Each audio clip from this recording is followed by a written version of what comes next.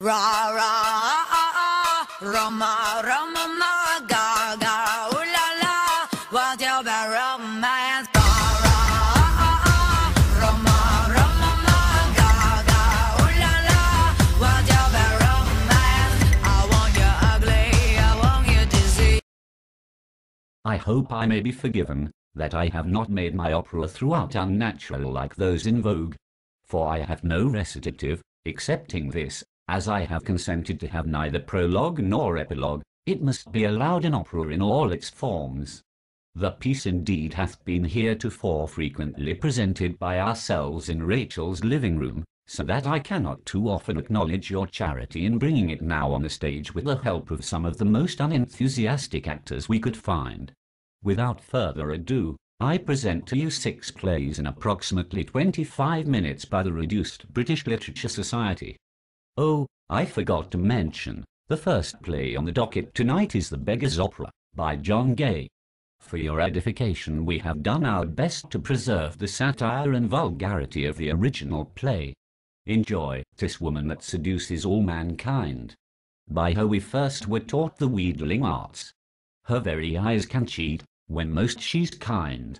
She tricks us of our money with our hearts. For her, like wolves by night we roam for prey, and practice every fraud to bribe her charms. For suits of love, like law, are won by pay, and beauty must be fed into our arms. Oh, hello, my dear. I've put Bob Booty on the blacklist. The lazy rogue. He'll be hanged for the reward money, no doubt, and I'll be out £40. Well, do you know I never meddle in the matters of murder, for women are such bad judges in these cases. Those poor brave men going to the gallows. Woman, why are you always whimpering about murder? Nobody can help the frailty of an over-scrupulous conscience. Indeed, murder is as fashionable a crime as a man can be guilty of. Women. Anyway, have you seen Captain Macheath? I have. He was so cheerful. Tell me, is the captain rich? Ha. I see. Then I feel sorry for Polly. The captain's really into her. So? I hope you're not mad enough to have the wench marry him. Those highwaymen are good to their whores, but devils to their wives. But I love Captain Macheath, father. So what if I allow him some trifling liberties? I have his favour to show for it. If I find out you've been a fool and gotten married, I'll cut your throat. You hussy. Oh. Our sad slut of a daughter has gotten married. Macheath must think she has a fortune. You'll only be used and neglected. You could have at least ran off with a man of distinction, you slut. But he so teased me. And he so pleased me. What I did you must have done. Not with a highwayman, you sorry slut.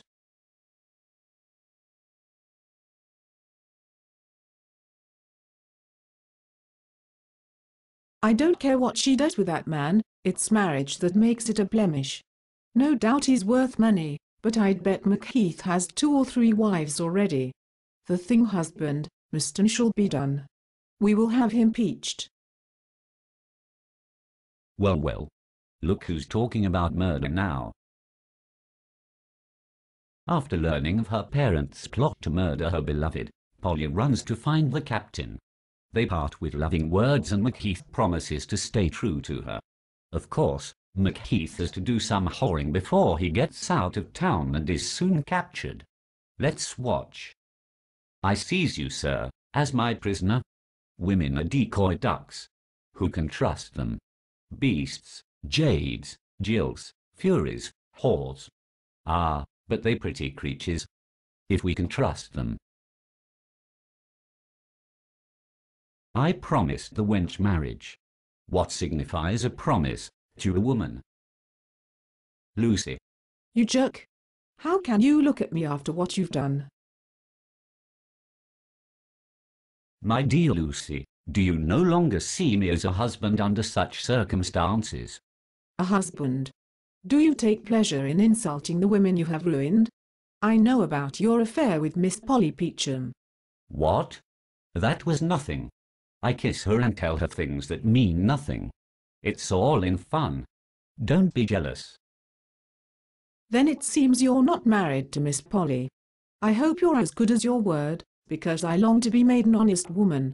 All my comfort depends upon your safety. Where is my husband?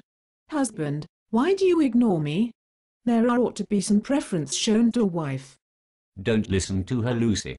She's crazy. Polly, whenever you are talking of marriage, I am thinking of hanging. Why do you insist on disowning me? Why do you insist on trying to persuade me that we are married? His wife is standing right here, Polly.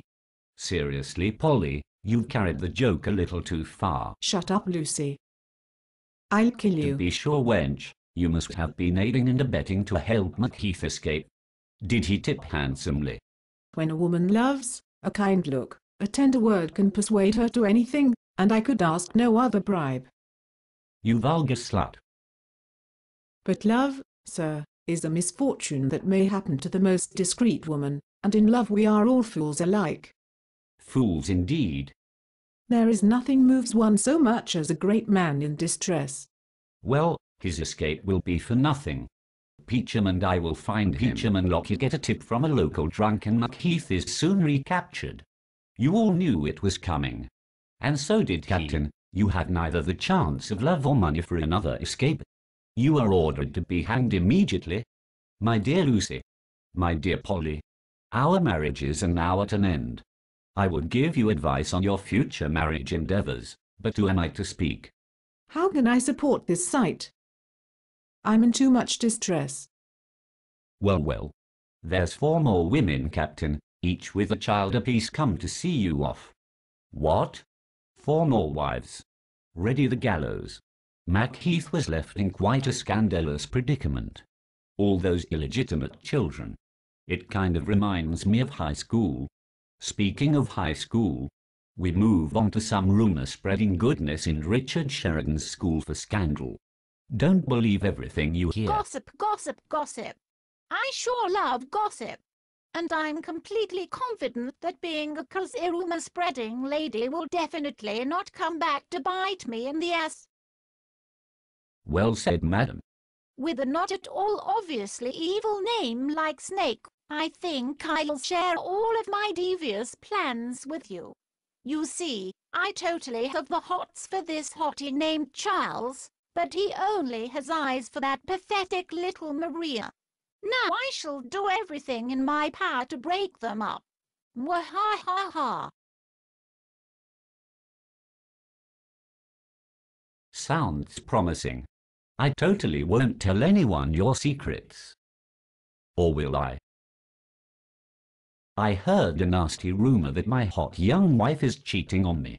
How unfortunate. I think I'd choose to believe this rumor without proper evidence. Hey, old husband. Can I have some cash to buy more overly extravagant things? Never. In fact, let's separate.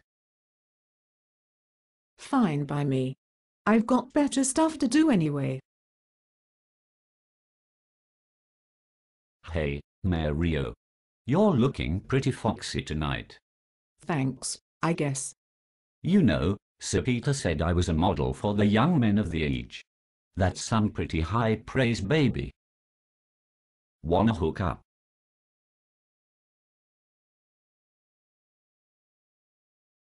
No thanks. I'm totally in love with your brother, Charles. Damn.